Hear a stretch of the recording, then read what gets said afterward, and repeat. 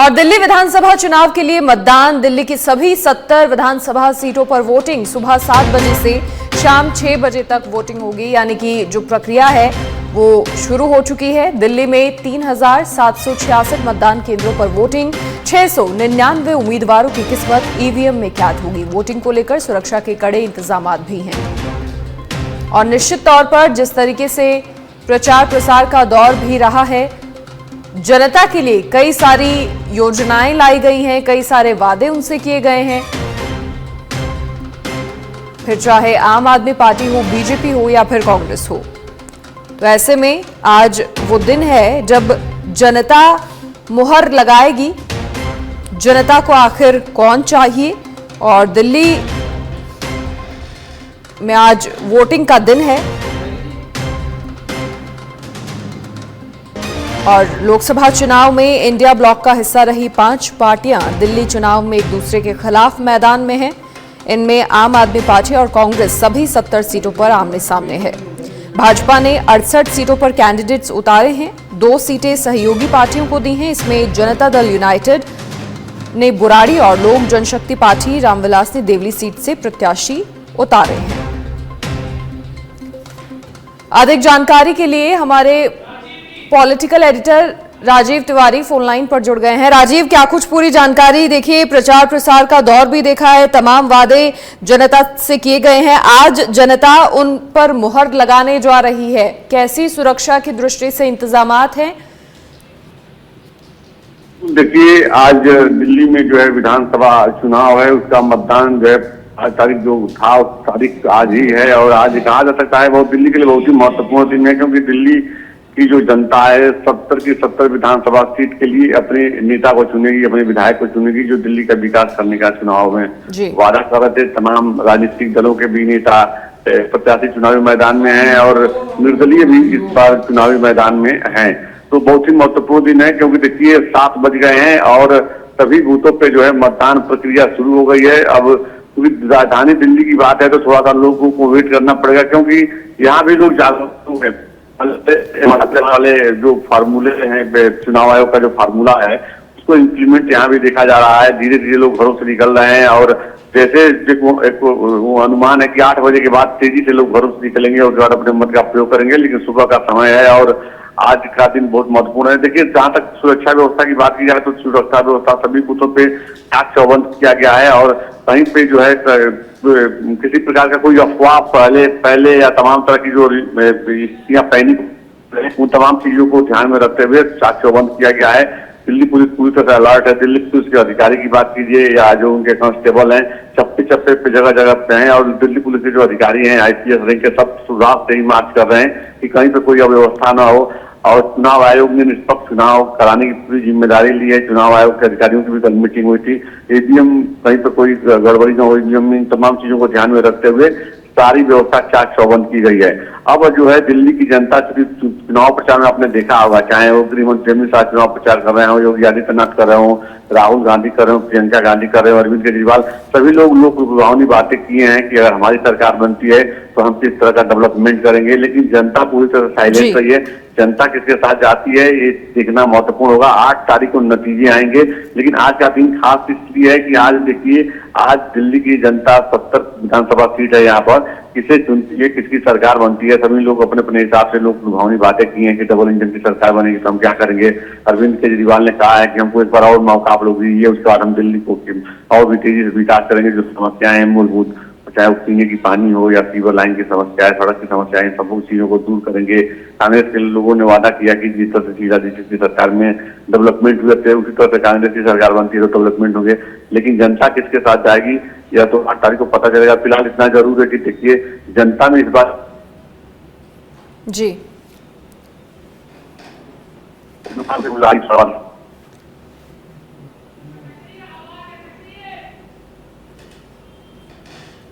तो दिल्ली की सभी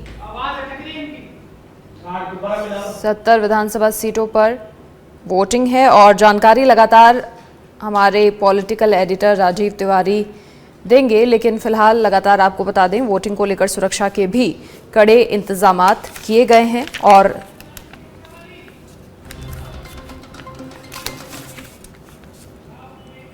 और दिल्ली चुनाव को लेकर सुरक्षा के कड़े इंतजामात हैं। दिल्ली पुलिस के 30,000 जवान तैनात हैं। पैरा मिलिट्री फोर्स की 150 कंपनियां तैनात हैं। 9,000 होमगार्ड्स भी ड्यूटी पर लगाए गए हैं। सुरक्षा की दृष्टि से भी कड़े इंतजामात हैं। पैरा मिलिट्री फोर्स की 150 कंपनियां तैनात हैं और 9,000 होमगार्ड्स भी ड्यूटी पर लगाए गए हैं। तो दिल्ली चुनाव वाकई रोमांचक, और इस बार कांग्रेस ने सभी 70 सीटों पर अपने प्रत्याशी उतारे हैं। तो ऐसे में जो मुकाबला है वो और रोचक होता जा रहा है। और लगातार हमारे पॉलिटिकल एडिटर राजीव हमारे साथ बने हुए हैं। राजीव, देखिए, इस बार के चुनाव वैसे तो कई सारे मायनों में खास हैं, और देखिए लोकसभा चुनाव के बाद अब बहुत ज्यादा वक्त नहीं हुआ है, लेकिन इतने कम समय में वोटिंग ट्रेंड्स में कहीं ना कहीं बड़ा बदलाव निश्चित तौर पर आया होगा। और ऐसा माना भी जाता है कि दिल्ली में 18% जो वोटर्स हैं वो स्विंग वोटर्स हैं, जो किंग मेकर कहीं ना कहीं साबित होते हैं। बिल्कुल सही कहा आपने कि जो है दिल्ली में 18% वोटर महत्वपूर्ण है। लेकिन बड़ी बात यह है कि देखिए इस बार जो चुनाव हो रहा है यह बहुत ही महत्वपूर्ण है, क्योंकि देखिए दिल्ली में जो तमाम जो मूलभूत समस्याएं हैं जी, और तमाम चुनाव प्रचार के दौरान राजनीतिक दल के नेताओं ने, गृह मंत्री अमित शाह की बात कीजिए या दूसरे बड़े राजनीतिक दल के नेताओं की बात कीजिए, अमित शाह की बात कीजिए, अरविंद केजरीवाल की बात कीजिए, राहुल गांधी की बात कीजिए, सभी लोगों ने दिल्ली के जनमानस को अपने से जोड़ने की पूरी कोशिश की है कि अगर हमारी सरकार बनती है तो हम दिल्ली में किस तरह का तेजी से विकास करेंगे। अब जनता पूरी तरह साइलेंट रही है, क्योंकि देखिए जनता इस बार जो नेता चुनेगी वो बहुत ही सोच समझ करके चुनेगी, क्योंकि अरविंद केजरीवाल 10 साल यहाँ पर सत्ता में रहे और अरविंद केजरीवाल का जो एक कहा जा सकता है कि उनका एक जो चरित्र था वो ये था कि भ्रष्टाचार के आंदोलन से निकले हुए हैं, भ्रष्टाचार खत्म करने के लिए अन्ना आंदोलन से निकले हुए व्यक्ति है। आम आदमी पार्टी इन्होंने गठन की, लोगों को बहुत ज्यादा इंटरेस्ट किए, दिल्ली वासियों को, उनको लगा कि दिल्ली में कुछ अच्छा करेंगे। लेकिन जो लीकर का नियम जो उन्होंने बदला और जो तमाम चीजें उन्होंने शराब के ठेके खोले, तमाम आबकारी नीति में जो घपला हुआ है उसको लेकर के दिल्ली की जनता एक बार फिर सोचने के लिए मजबूर हो गई थी और भारतीय जनता पार्टी ने इसे बड़ा मुद्दा बना दिया, लोगों को जनमानस तक, दिल्ली के जनमानस तक पहुंचाया है। तो कितना प्रभाव पड़ेगा यह आज पता चलेगा। फिलहाल भारतीय जनता पार्टी 10 साल में पहली बार इतनी मजबूती के साथ चुनाव लड़ी है, इस बात से इंकार नहीं किया जा सकता है।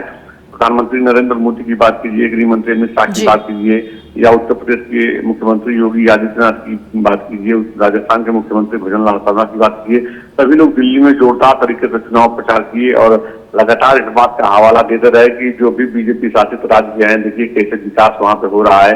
अगर दिल्ली में भी आप लोग बीजेपी की सरकार बनाएंगे तो डबल इंजन की सरकार बनने के बाद यहाँ पे जो मूलभूत समस्या है, जो पीने की पानी की दिक्कत है, जो सड़क की दिक्कत है, जो सीवर लाइन की दिक्कत है, इन तमाम समस्याओं को दूर किया जाएगा। यहाँ तक ये भी आश्वासन दिया गया कि जो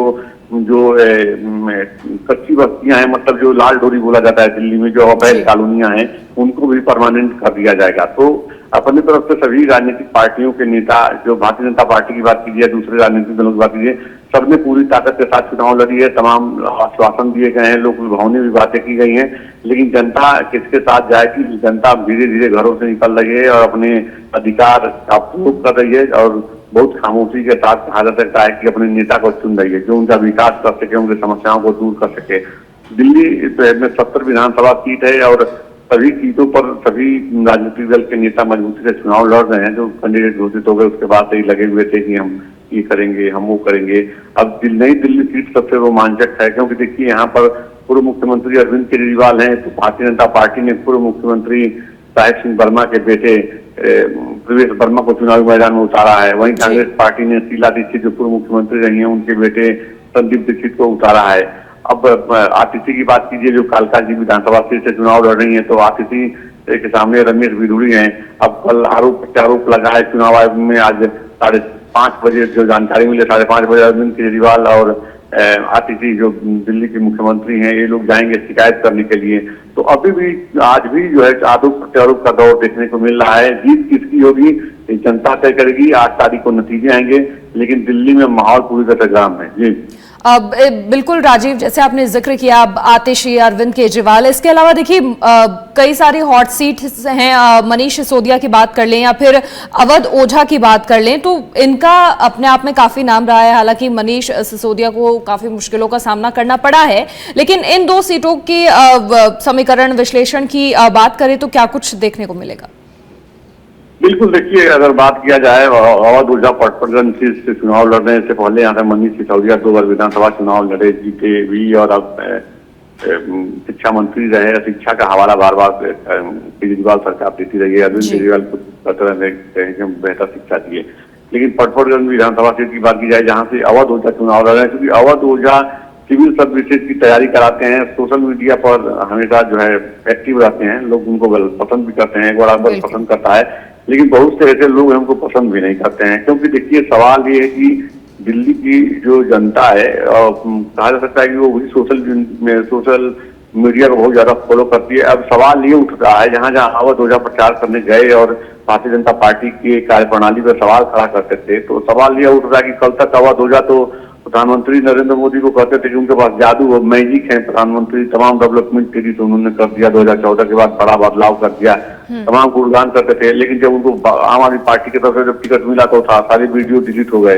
तो ऐसे में अब जनता किसके साथ जा रही है, ये नहीं कहा जाएगा कि अवध ओझा के लिए बहुत नुकसानदायक है, लेकिन जो पब्लिक ओपिनियन आ रहा है उसके हिसाब से अभी अनुमान लगाना भी मुश्किल है। तो ये बात सही है कि अरविंद मनीष सिसोदिया को इस बात का डर था कि यहाँ से चुनाव हार जाएंगे, अवध ओझा को चुनाव मैदान में उतारा गया है, लेकिन उनकी जीत सुनिश्चित है यह अभी कहना मुश्किल है। आज जनता पटपरगंज की जनता किसके साथ जाती है। अब देखिए जहां तक डर की बात है तो अरविंद केजरीवाल को 10 साल में पहली बार डर लगा कि हम चुनाव हार सकते हैं, मुख्यमंत्री नहीं बन सकते हैं। इसी वजह से उन्होंने अपने तमाम सिटिंग विधायकों का सीट इधर से उधर कर दिया, विधानसभा क्षेत्र बदल दिए और यहाँ तक कि दूसरे दलों से आए हुए नेताओं को उन्होंने टिकट देकर के चुनाव मैदान में उतारा, क्योंकि अब उनको अपने उम्मीदवारों पे, अपने नेताओं पे उतना भरोसा नहीं है। कहीं ना कहीं हार का डर उनको सता रहा है, वो जरा कि इतना बड़ा फेरबदल उन्होंने किया।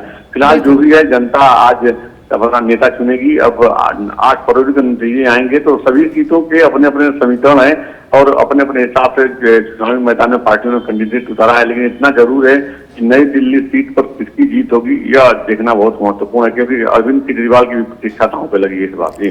बिल्कुल राजीव, देखिए जानकारी लेते रहेंगे, लेकिन फिलहाल आपका शुक्रिया। तो दिल्ली विधानसभा चुनाव काफी रोचक चुनाव नजर आ रहे हैं और निश्चित तौर पर जब नतीजों का दिन होगा तो उस दिन का पूरे देश को ही इंतजार है, क्योंकि इस बार काफी कुछ बदला हुआ देखने को मिल सकता है और चुनावी मैदान में जिस तरीके से उम्मीदवार प्रत्याशी उतारे गए हैं वो भी कहीं ना कहीं अपना इतिहास रहा है। और अब आने वाले समय में क्या कुछ उनको मिलता है, क्या जिम्मेदारियां मिलती हैं, क्या जनता जिम्मेदारी देना चाहती है, ये सब 8 फरवरी को ही पता चलेगा।